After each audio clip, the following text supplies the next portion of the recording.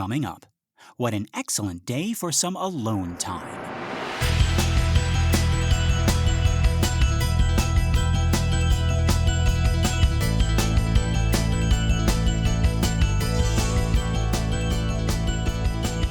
Well, howdy folks, and welcome to Minute 118 of the Exorcist Minute, a show where we endeavor to examine, extrapolate, and excavate The Exorcist, minute by terrifying minute. My name is Lester Ryan Clark. And I'm Keenan Diaz. And we'll be your holy guides on this journey through what some have called the scariest movie of all time.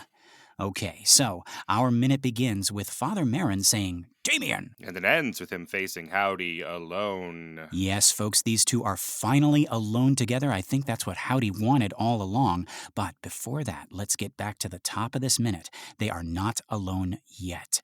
Dimmy is with them, although he is having a rough time of it. You'll remember last time Howdy had begun to speak to him in his mother's voice, which turned out to be the last straw. It was just too much for Dimmy, and he had broken down, uttering his heartbreaking cry of "You're not my mother." Merrin had just entered the room, urging him not to listen, but Howdy continued his assault. We ended on a shot of Dimmy sobbing dryly with his head in his hand, and that's where we pick back up on that shot. From there, we cut. It's another one of those over-the-shoulders that's not really an over-the-shoulder because the subject is turned away. It would be over Dimmy's shoulder, but his shoulders are slumped and he's facing the wall. So it looks like we're behind him, sitting up on the bed, almost like what Howdy's view would be, but not quite. Yeah, Dimmy's like in a fetal position. If he were on the floor on his side, he'd be in the fetal position. Yeah, right. Yeah, Damien is as ball-shaped as he would like to be. Exactly. The only thing stopping him from becoming a complete ball is sitting on that bed right now, and social embarrassment. And social embarrassment, right? Yeah, that's what keeps me from becoming a complete ball.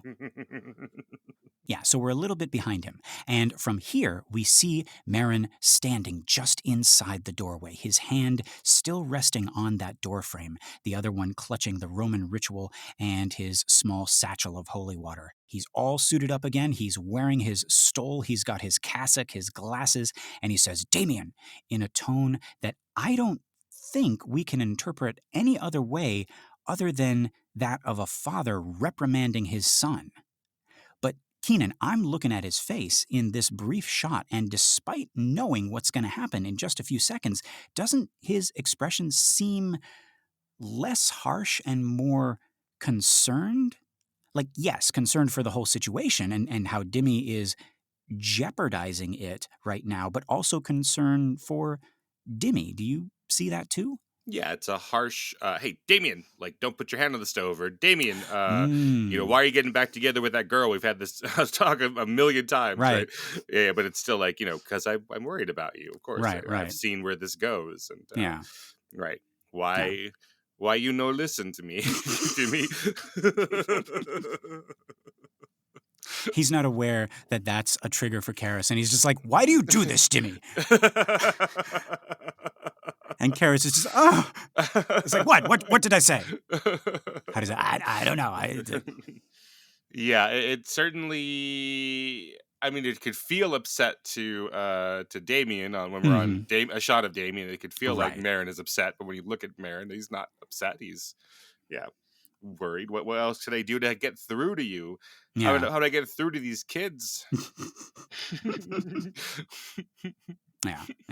So I like it. We're, still Merrin, he is concerned for everyone in the room, including Dimmy. Mm-hmm. In any case, Howdy is having a ball with this new bit that he's developed. After a very quick shot of Dimmy, head still down, hand covering his face, we cut to a close-up of Howdy, still with that plaintive, pleading face, the ones that you see in the paintings of saints. It's so complete. There's not a hint of a smile or a smirk. I'm so used to movies giving me subtle winks that a character is lying, even if I already know they're lying. Mm-hmm. Like, you follow a con artist and you watch them do their thing and you know they're a con artist, and the film is constantly tossing you these little treats, these little micro expressions, these little tells, and it makes you in on the con. You feel smarter than the person getting conned. I'm so used to the movie showing me that someone is lying that when it doesn't show me, and I'm surprised by someone revealing themselves as the villain in the final act, I get upset. I feel like it's unearned. I don't know, Frozen. Because you couldn't play along at home. Yeah, exactly. Well, like in Agatha Christie, does that get you upset? Because I've never been able to really guess at Agatha Christie. I have a confession. Uh-huh. I haven't read any Agatha Christie. Oh, that's great. Yeah.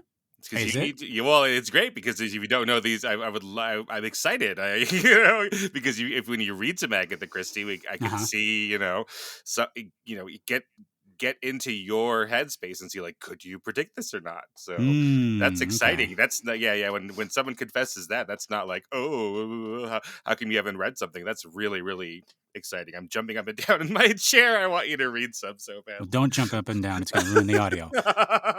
So do you know the Mousetrap? No. The Mousetrap is like the longest. Is it that game that's like really complicated? And Are you gonna like reveal to me that the world of Agatha Christie and the world of The Exorcist is interconnected via Carl? Milton Bradley or whatever. Well, I mean, the killers were Milton and Bradley. Well, I mean, that's my confession. They call themselves the Parker Brothers. All right, here's my confession. We have several episodes that are about Mousetrap. I've never played Mousetrap. Oh. So all of me complaining about losing that's just me intuiting what my parents would say and why they wouldn't get us Mousetrap. Is this the episode of Confessions? Is this an excellent day for confessions? Is that what's going on? It's like we're all just. It's like I've never. You know what? I've never even seen The Exorcist. I've just. Right. I've never met Lester.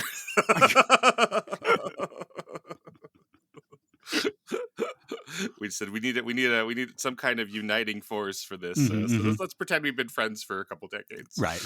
Yeah, this was all made up, right? And our continued friendship or the beginning of our friendship hinges upon the success of this show. Right. So if we get, I don't know, 1,000 5-star reviews, I'll know that it was all worth it. Right. And we'll book a train ticket and meet each other halfway. Exactly. Vegas and LA.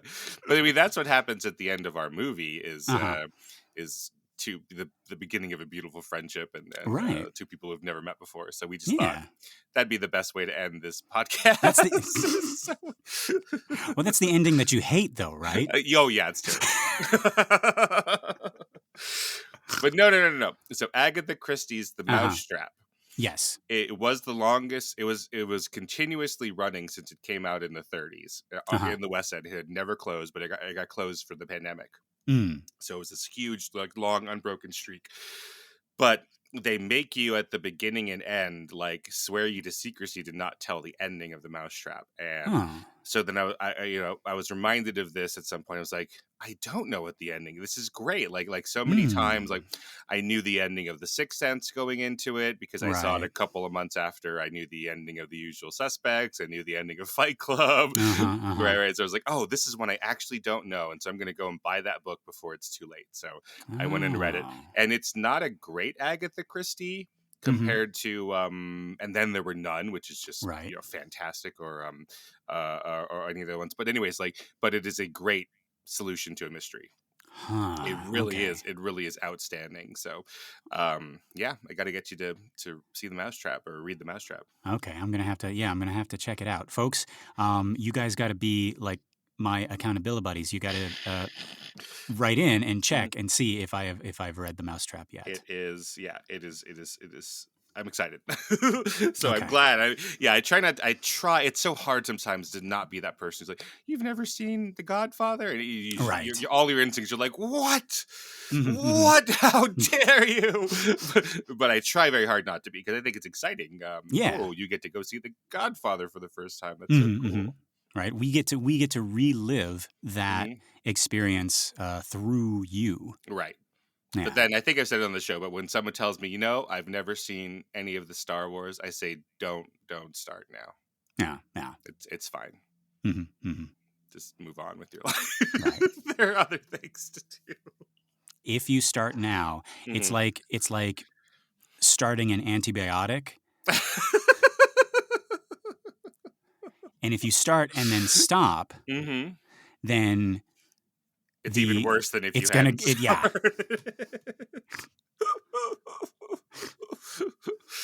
Yeah, because the midichlorians, they get stronger. They are antibiotic resistant midichlorians. Exactly. But okay, but what I'm saying, Keenan, is, and tell me if I'm wrong, but I feel like no matter how good of a liar somebody is on film, no matter how good of an act they're putting on to deceive somebody else, there's some kind of like unspoken rule that we have to see like a little bit of a wink. Like, as Dracula is like, I never drink wine. And it like just that little, like, even if we don't know exactly what's being hidden, we know that something is being hidden. Well, I mean, I guess, but what if you don't want the audience to know that anything's being hidden? Frozen. Yeah. I mean, that reveal in Frozen is pretty cool. I mean, it gets people are shocked. I've seen it with children, and they're, I'm gonna take your definition of cool as the very literal, because it's a movie called Frozen. That reveal made me mad. Because it tricked you. No, because it didn't follow the rules that you're just making up. The rule that it needs to tell you a little bit. There was a moment when the bad guy is all alone, and they're so giddy and happy that they have fallen in love and they have found someone that they love, and nobody else is around, and they just do this little, and they're so happy. Right. There's nobody there to lie to, so that means that's true. Or it's lying to the audience. Yeah, but which they don't know that we're here watching them. Yeah, I see. That rule I will give you. Yeah, that Okay. makes sense. Yes. Yeah. But here with Captain Howdy, right? It's like Captain Howdy is such a good liar that he's able to get us like all this sympathy for him, not just Reagan, right? Right. Yeah. He's breaking some kind of, I don't know what rule he's breaking, but he's the father of lies, or at least the stepfather of lies, because he's not the devil, he's a devil. Right. Yeah. He's the older brother of lies. Second cousin of lies. Twice removed. Twice removed, yeah. All right. But no, like, yeah, there was no smirk, there's no, like, when he's saying, "Dimmy, please," in Mama Karras's voice, you look at that face and it looks like it is pleading with Dimmy. Right.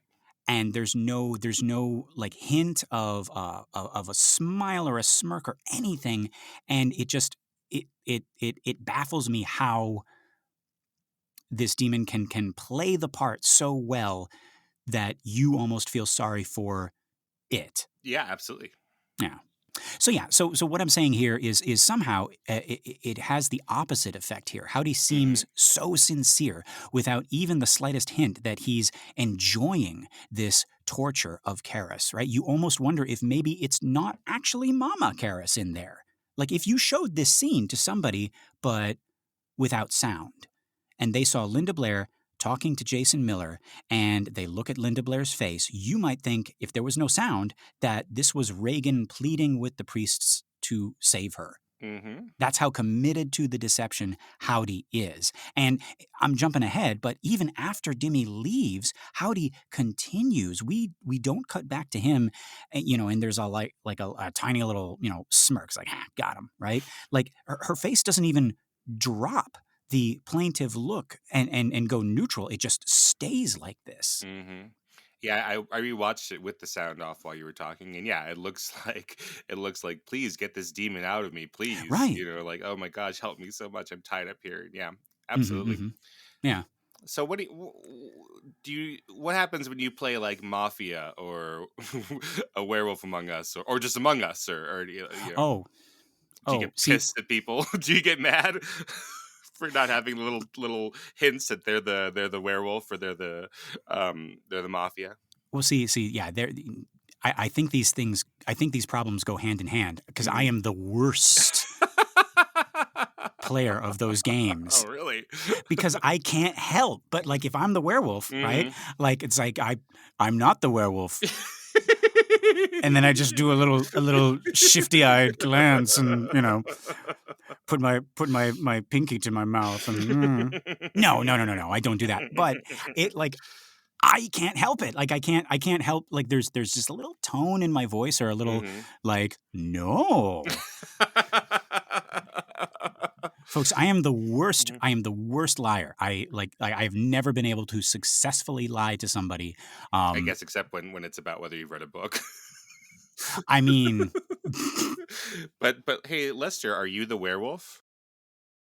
oh, is that what we're playing right now?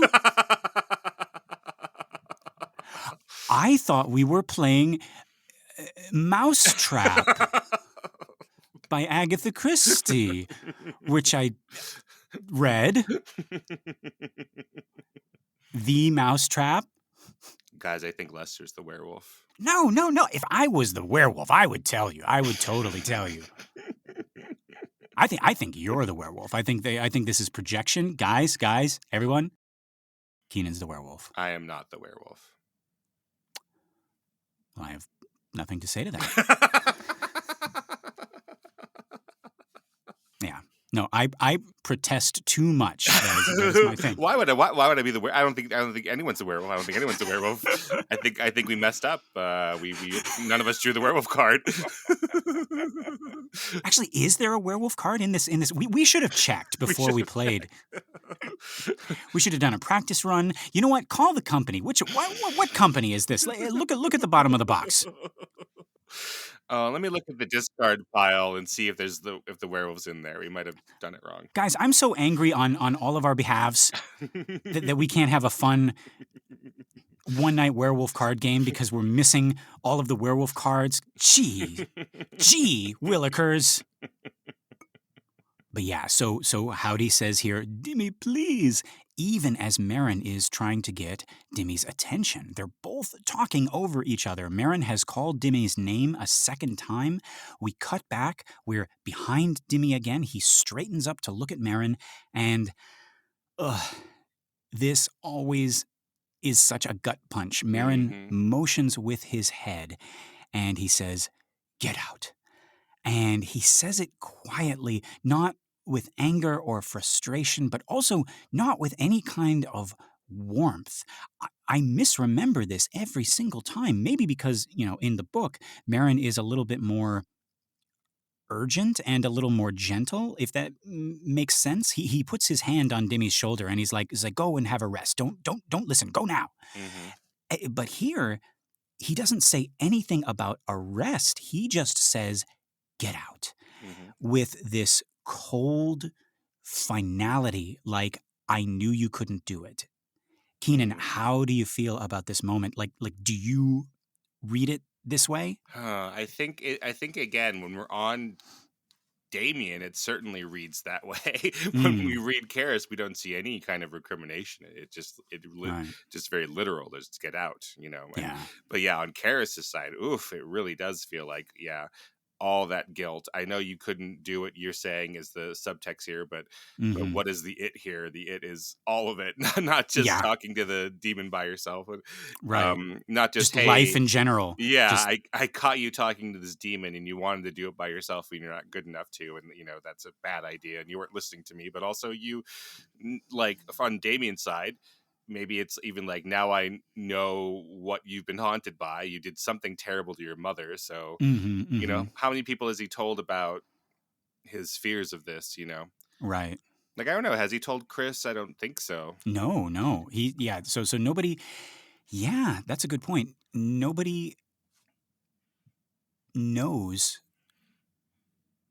the trouble he's seen. No. Right. They know that he's upset about his mother, and Right. maybe even Father Dyer just thinks it's that and not that he's blaming himself for this. Because I think, like intellectually, Damien knows that if he tells anyone, they're just going to say, "No, it's not your fault," etc. I think that's it. I think he and by extension of that, he also knows that it isn't his fault. Right. And that's such a weird brain twister because he knows enough. He's smart enough to where if he knows that if he admitted it to anybody, Hmm. they'd be like, "Oh no, that's ridiculous. You're not Right. responsible for her death, and you did everything you could, and you went to see her, every week, and Right. you dropping money off Hmm. and doing all these things, and but you couldn't get her to a private hospital because who's got the money for that, Dimmy? Hmm. They would lay his fears to rest, Right. and But that's not what he wants. some part of him Hmm. is like if I bring it up to anybody, they will they will make me feel better about it, and I Right. don't want to feel better about Right. it. They won't validate my feelings. They'll just try to tell me why it's wrong to have my feelings. Right. Ah, okay, there we go. Right, because those have to be validated, whether he did something or didn't. Like he Hmm. still feels this, and he like yeah, they'll brush it off. They'll be like, oh no no no, you're just No, being no, silly. no. Yeah, right, right, right. Yeah. Oh. So, but then he'd be like, "But Joe," she said, why are you doing this to me, Damien?" And Dyer, from as an outside perspective, will be able to say like, "That's not what she meant, Damien. I think you know that's not what she meant." And she just wanted answers, and you were the first person who could explain things to her, and like that's not what Damien wants or feels like he needs. Right? He needs Mm-hmm. to be punished. He needs to wear a hair shirt for a little while longer. Mm, Yeah, but yeah, Merrin now catches him in living this thing out, right? Which is super. yeah. So it's not just like, oh, you didn't do every. It's just embarrassing. Like Mm, I was role playing, with this devil, my deep seated guilt, and you were watching. Like, how long have you been there? Like, right. it's not. He says to the demon, like, Father Merrin's right behind me, isn't he? He turned around and Merrin's there tapping his clipboard. And yeah, just like, Right. what did I tell you about indulging in this dark fantasy? Don't. That's right, don't. That's now go out there and sit in the corner and think about it for a little bit. Yeah, it's a very it's a guilty thing. Like he caught Dimmy, doing something like very very private, like Right, in just indulging in this dark fantasy right. of him being the wrong one. Hmm. I think that's the right word for it. I think that there is this the dark fantasy idea of, yes, when we think of fantasy, we're like, oh, what if I got to be with my crush? What if I got to Mhm, mhm. live in a farm and raise puppies? And what if I won the lottery and all of that, right?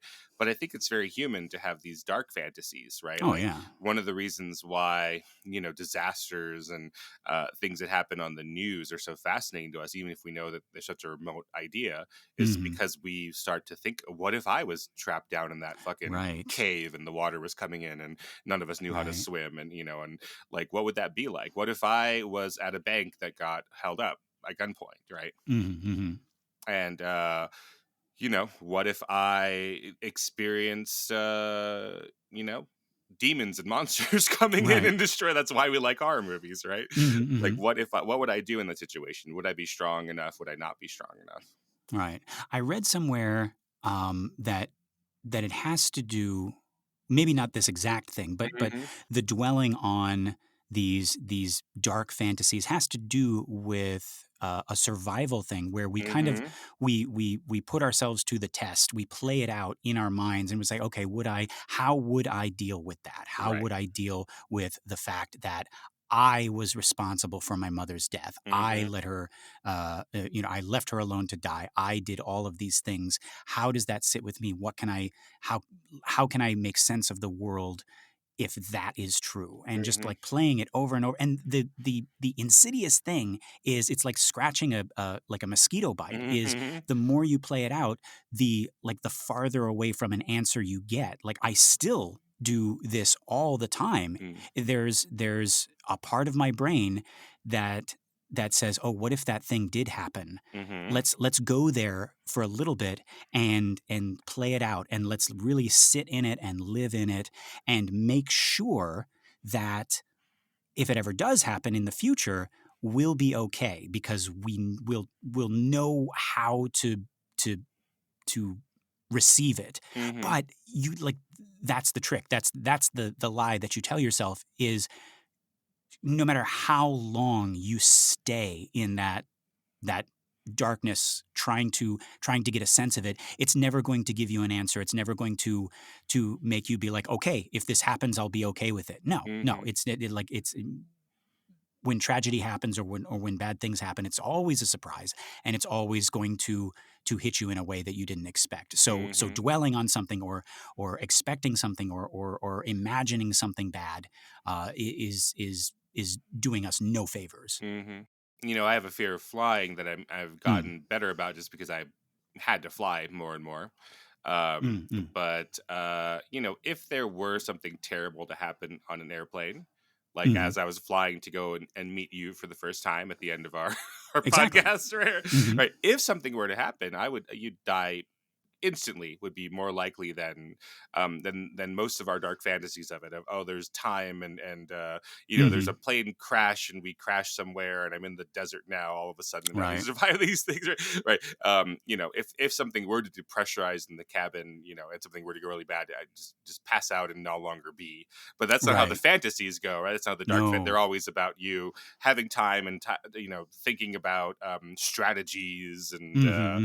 Hmm. so yeah, that makes sense. It's a survival thing. It's like built in us to imagine terrible things happening, to practice what we would do, right? Right. But Physically and emotional and emotionally, yeah, dangers. but most Like, what if my likely, girlfriend told me that she didn't love me? How would I, let me just like fantasize about that for yeah, a little. Even though, like, we got a nice healthy relationship going on. What if it wasn't? yeah. What if What if she something were? was cheating on me? What if, Yeah. yeah. Let's just like play in that land for a little bit. No, no, don't do that. Right, Damien, get out.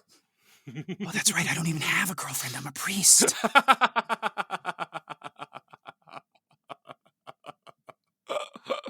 Yeah, so Merrin has said, "Get out," and we cut back to Dimmy, and it looks as if Merrin's words have frozen him on the spot. Again, 75% of his face is in shadow, just a thin sliver, and one eye, which catches the light in a way which makes me wonder if there are tears there. Um, Even Howdy is looking at him like, "Geez, Merrin, that was a little harsh." Um, and then after a moment, Dimmy rises from the bed, rises up out of frame, and we cut to the over Merrin's shoulder from before. Dimmy walks up to Merrin and he stops. And this next moment surprised me, because I was all ready to talk about how, now it's Dimmy's turn to not look Merrin in the eye. Remember, in previous minutes, when Howdy cut Merrin down to size temporarily, there was a time where Merrin couldn't meet Dimmy's gaze. And at first I thought, well, here we go. This is the mirror opposite of that.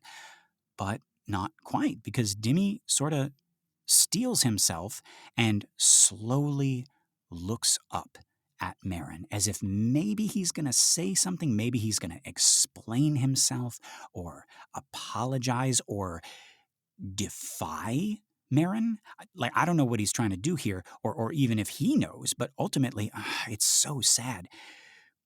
What do we make of him stopping and looking up at Merrin here? Like, what do you think he was hoping to do? Yeah, to me it looks like he's wants to tell him and explain himself, like what this is all about. Yeah, Yeah. like why he's talking to her, and what, Hmm.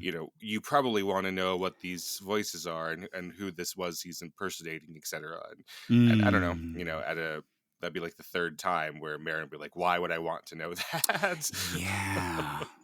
So And there's just he might know that on some level. It's like why does that matter? right. Mm-hmm. Yeah. And to hear him say that would not feel good for Dimmy. Right. Yeah. Yeah. Because he goes to say something, and then whatever that is, the stupidity or the embarrassment he's feeling on that, he can't not only not say what he's thinking about saying, whatever that is, because you kind of agree that he's looks like he was going to say something. It's a fake out for us that some kind of exchange is going to happen, but yeah, he can't even handle it, and he tends up just looking away from him. Yeah. So yeah, whatever's going on, he cannot hold that gaze for long. Mm-hmm. He turns his head in shame. And here, Merrin shows some compassion. That's the Merrin we know and love. He puts a hand on Dimmy's shoulder, and watching super slow and frame by frame like we got to do for this show, it almost looks like he's going to pull him in to a hug at first. And I was like, oh, someone is finally going to hug Dimmy. This whole movie is torture porn of people not hugging Dimmy or Chris. And you just want to scream like hold him! Just hold him for 1 second. Would it kill you, Father Merrin? For Christ's sake, somebody hug somebody else in this goddamn movie. Christ, 88 two shots and not a single fucking hug. But no, he's guiding him out of the room. Maybe there would have been hugs later. I feel like when time isn't of the essence, and there's no danger, I feel like Merrin is one of those people who, like, he sees that you need something like a hug or like a hand clasp or something, and he would do that for you. He's been doing that type of thing, right? Holding people's hands, looking them in the eye, making them feel at ease.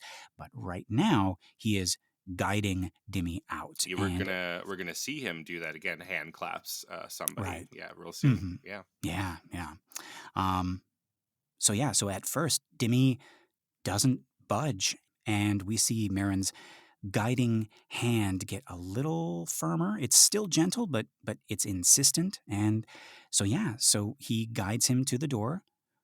We cut, and it's still over Merrin's shoulder, but now we're watching Dimmy walk out that door, and we hear his breath catching in his chest, and we can't tell if it's from the cold or from emotion. Either way, it's heartbreaking, and I don't know why it's not visually similar, but this shot made me think of Dimmy closing the door on Chris as she looks at him plaintively. Here, Dimmy doesn't even turn back. It's as if Merrin's hand has propelled him on this course, and he is just sort of floating or drifting down that hallway like a ghost. Yeah, the power of Christ has propelled him. Yeah, there we go. Right, we've got repelled, we've got compelled, we've got propelled, expelled. Yeah, that's what happens at a Catholic school when you flunk out. The power of Christ expels you. Yes. You got to say it 3 times, or it doesn't stick. Right. Right. It's got to be the president, the head of school, and the dean Jesuit. Right. Yeah, the power of Christ expels you. Right. But yeah, so he is being expelled from that room. And this sounds absolutely ridiculous, but you can see and hear all of Dimmy's thoughts right now as he walks down that hallway away from us. It's all rushing in on him. He has failed. He has failed Reagan, failed Chris, failed his mother, failed his father in Merrin, and failed God. And he's numb. He's not even seeing that hallway. And there's not even an indication in the movie that he's allowed back in the room. In the book, Merrin tells him to go and rest. Here, it could just as plausibly be that he has been banished from the room because he is unfit, right? Going back to, what he said to Tom Birmingham, right? I need out, I'm unfit. That's interesting. Yeah, because where he ends up and takes his break, that makes a lot of sense. So we'll talk about that, obviously when we get there. But in the screenplay, it's not where he ends up in the movie. In the screenplay, he ends up in the breakfast nook, hanging Right. out there, which is a much more reasonable place for him to be resting. So Right. yeah, that's interesting here. He doesn't go to rest there in the movie. He goes to rest in a hallway, which might be implying that he's thinking of leaving. It's very close to the front door. Yeah. It was something I thought about in this viewing. There is no indication that he is coming back, right? Right. And That's maybe I'm really just being interesting. dumb. Oh, okay, good. No, Yeah. no, that's really interesting. Yeah. Why, Yeah. if this is, take a break, he doesn't go to the kitchen, he doesn't go to daddy's room, doesn't go to the bedrooms. He's just, No. So maybe, again, I don't think it is that Merrin or Chris or anyone are going to kick him out. They want him there, but for him, Mm-hmm. he's stuck in the transom, the space between places. He's not sure where he belongs. Right. He doesn't go into daddy's room and say, Truey, what would you do in this situation? Drew's like, get out. All right, this is even dumber. Oh, God, Truey. This is even dumber. He doesn't go into the basement and bring out the Ouija board and is like, Captain Howdy, what do you think I should do?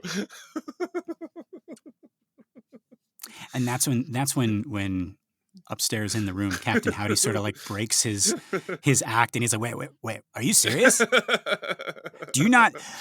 Oh my God, do you not understand that we're the same? Oh my God. No, buddy, Karis, it was me. Oh, well, maybe you should have winked a little bit more and told me you were the bad guy. Maybe some kind of indication. Wow, you've seen too many bad movies, I guess. Well, geez, have you never read Agatha Christie? Yeah, I don't want to play poker against this guy. Yeah. He doesn't have any corporeal form. So he doesn't have a poker face. He doesn't have a face. We're trying, folks. We're trying to deal with this really sad scene right here. And so Merrin closes the door, and before it even closes, the sounds of the room, which we had sort of drowned out, or maybe they actually did get objectively quieter during this emotional bit here, as Merrin closes the door, these sounds come flooding back.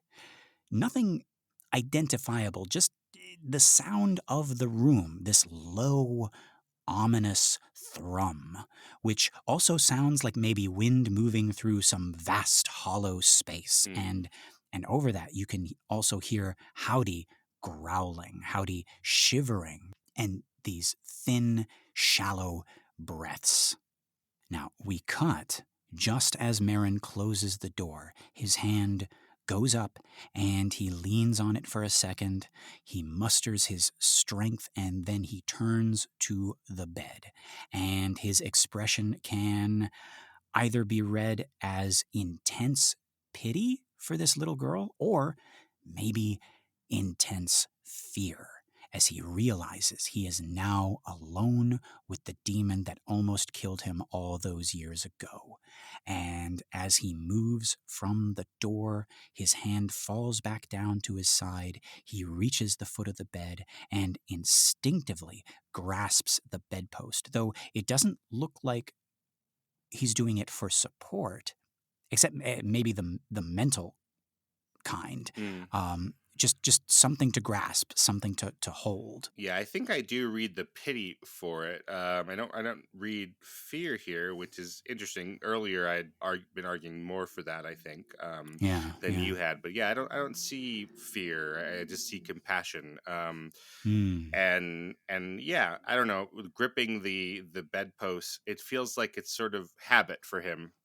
Rather than something he actually needs it right now. It just sort of, like normally I'm a weak man, but he doesn't look weak right now. Yeah, actually, I have that in my notes. I'm going to talk about it right now. Yeah, so from here we cut to a close-up of Howdy, and he's still wearing that pitiful, saintly, suffering expression as Reagan's chest hitches up and down with each shallow breath. Another cut, and we're back on Merrin as he makes his way slowly across and up to the left side of the bed. On his way, he also reaches out to grasp the bottom left bedpost as he passes. Again, not for support. It put me in mind of someone who's about to leave their house and they're sort of touching stuff to make sure everything is in place. Before a big journey, you almost get the feeling that he's saying goodbye to the physical world and he's reaching out and he's touching things. Yeah, I was late to the recording session today by about half an hour because I couldn't find my wallet and, getting... I don't know. I don't think it's all age. I think I'm normally someone who can't remember where I put my wallet. And there's a normal spot where I put my wallet and I couldn't find it. And I looked throughout the entire house. I went to my car and it wasn't in there. And I came back and you know where my wallet was? Where? Exactly where it's supposed to be, except someone had left a baseball cap on top of it. Someone. or some Keenan. Yeah, some me.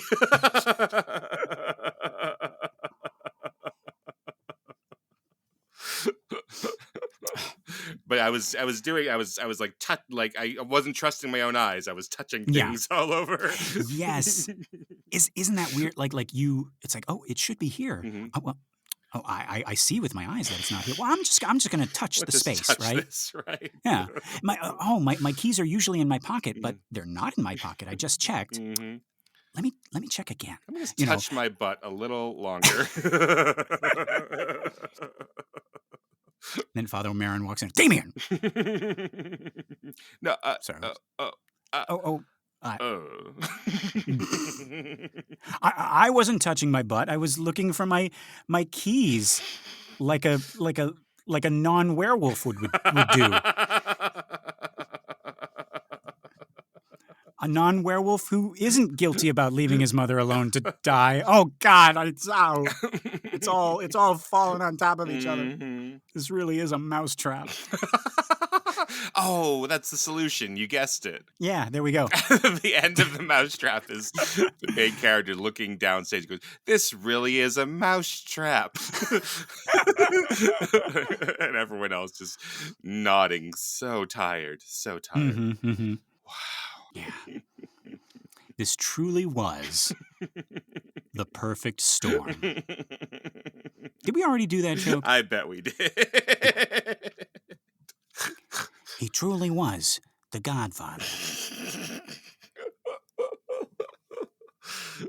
These really are aliens.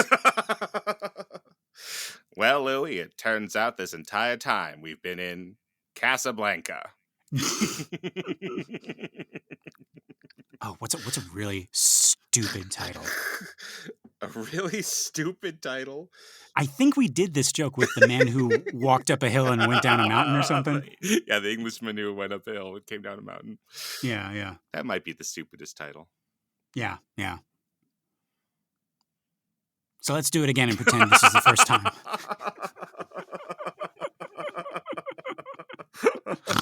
No.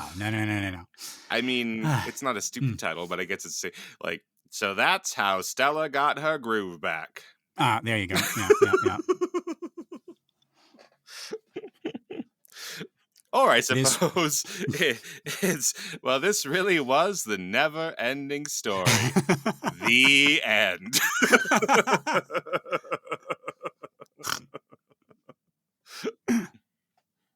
Wow.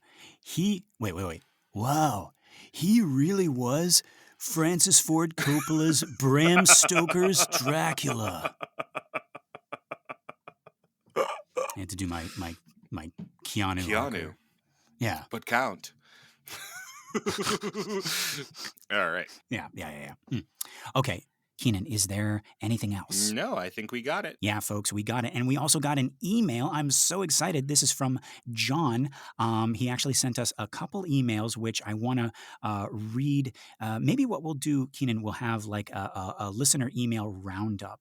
We'll give folks a chance to write in before we have this episode, and then we can just read all of the emails that they send in to us. What do you think? That sounds great. Somewhere near the end of our run on the movie. Yeah, hear all your thoughts about it.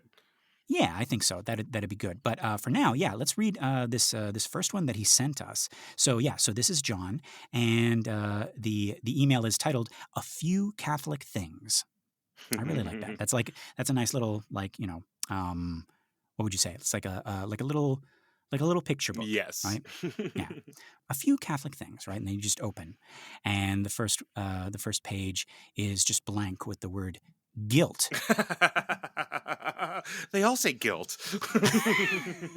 It's just different pictures with the word guilt. No, no, no, no, no, no, no, no. I'm actually really glad we got this email. So John introduces himself. He says he's a little late to the game. He is a Catholic. He is church going. He says first in Mary's apartment. So folks, like let's go way, way, way back when we were in Mary's apartment. So there was a statue on the dresser next to like all of the photos. There was that photo of Karis, and there was that photo of what we thought maybe like a young Mama Karis, right? And there was this little statue. And I tried to do some research, like it was like I thought it was like the Christ child, but we talked about in that episode how we don't really have a lot of images of Jesus as like a kid. We have the baby and we have the grown up, but we don't have the kid, right? Mhm.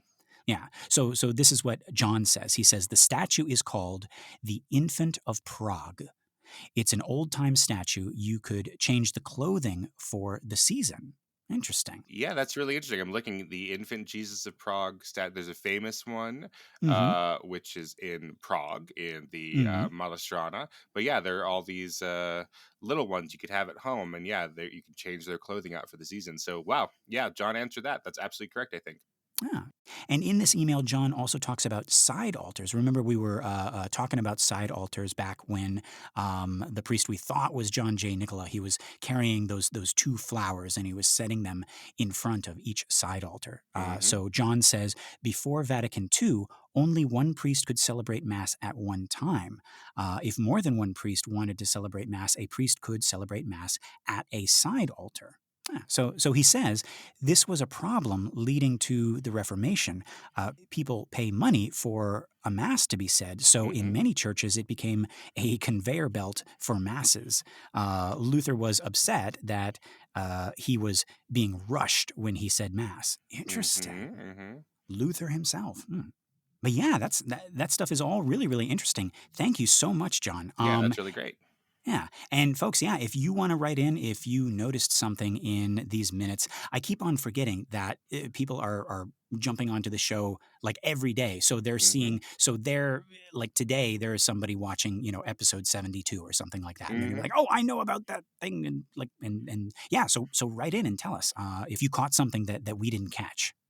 Okay, folks, this has been another excellent Exorcist Minute. I've been Lester Ryan Clark. You can reach me on all the socials as Lester Ryan Clark. And I've been Keenan Diaz. You can find me on Instagram and Letterboxd at Howdy Keenan. Yeah, we got our listener group, Compelling Conversations. Go check that out and request to join, and we'll let you in here with us. Thank you so much to everyone who has shared the show by word of mouth or on social media, and a big thank you to everyone who has given us a 5-star ratings on iTunes or Spotify or wherever you listen to our show. We really appreciate it. It's going to help our little podcast grow and find more cool people like you. And thank you to John for writing in, and anybody else, if you want to write in, please do. Let us know what you think of the movie. Let us know your experiences with it. We always love hearing that stuff.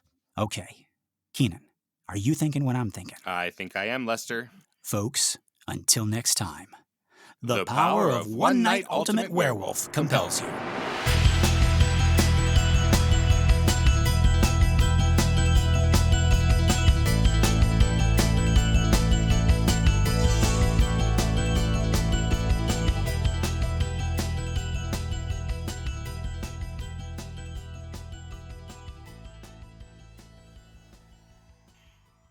Yeah, I looked through the discard pile and there's no werewolves in there. So Really?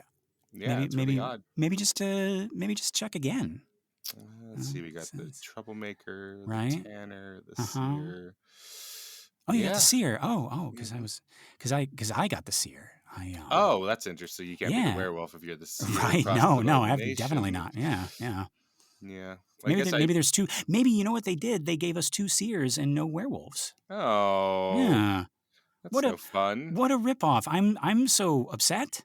Well, I guess we'll just pack this game up, put it back No, in the no, no, no, box. no, no. We'll take pictures I and we'll send it to the no. What if we just continued playing and see what happens? Even though none of us is the werewolf, you still want to Yeah, keep going another night round? sure. Who Uh, knows? well, that's a weird way to win. At least that way we can tell when we write to the manufacturer that this is the terrible experience we had. Right. So. We have to play it all the way through to All right. show them that what a terrible All right, experience we had. We'll take pictures and we'll send it in and we'll Sure. complain. Yeah. Sure. Yeah. Yeah. I'll take pictures of my cards, but they're going to be on my phone. Okay. Until we're all done. All right, just send that to me when we're done. Sure. Yeah. All right, let's do the night round. Okay. Yeah. Okay, everybody. Put your heads down. And me, I'm going to also put my head down. Okay. Yeah. Did you someone just tapped me? Did somebody just tap Keenan? Someone just tapped me. Hey, everyone. We're supposed to be serious about this right now. I died when there's no werewolf. Oh my gosh, Keenan. Do you think maybe there is a werewolf? I can't imagine. This is going in my letter. I tell you that. I tell you that much. This is all sorts of topsy-turvy. And boy, am I thrown for a loop. Oh, I'm just so. You finish the game, and I'll just be upstairs writing this letter. Who would have thought that one of you guys is a really good liar? Ugh. Wow. This is the worst game of One Night Ultimate Werewolf I've ever played. I should have brought my copy from home instead of yours. It's just terrible. Sorry, guys. Your copy would probably have had an adequate amount of werewolves, I think. I'm just so sorry, everybody. This is just terrible.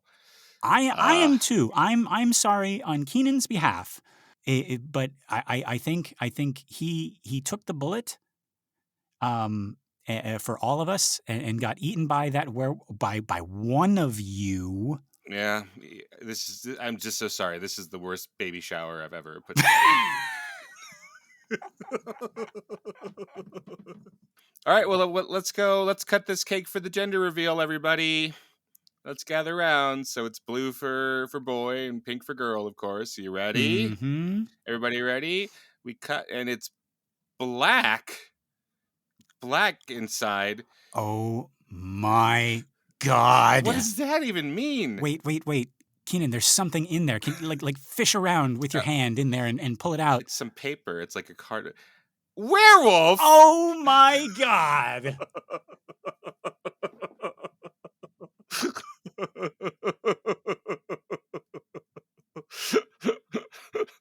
Denise! You said you weren't the werewolf, but you kind of also are. I had no idea you were playing for two. Wait, I thought that. Wait, then what is my card? Oh, Tanner. Okay, fine.